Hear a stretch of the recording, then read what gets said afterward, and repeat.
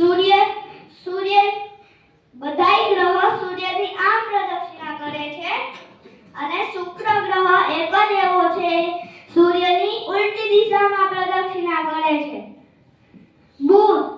બુધ ગ્રહ સૂર્ય બહુ ગરમ ગ્રહ છે. બુધ સૌથી ગરમ ગ્રહ છે.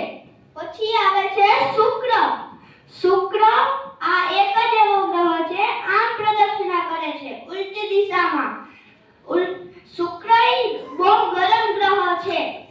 પછી ત્રીજા નંબર ઉપર આવે છે આપણી પ્રદક્ષિણા એક ચક્કર મારતા 365 દિવસ લાગે છે એટલે કે એક વર્ષ થાય છે. પૃથ્વી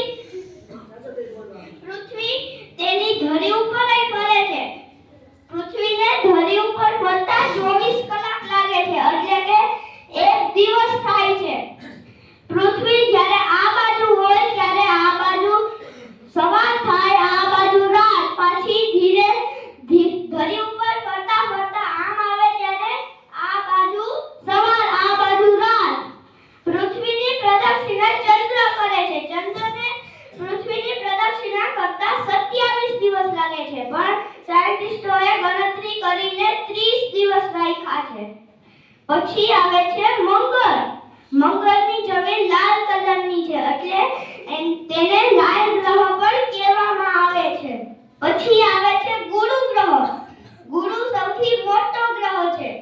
ગુરુ સૂર્ય કરતા મોટો નહીં પણ આ બધા ગ્રહ કરતા મોટો ગ્રહ છે.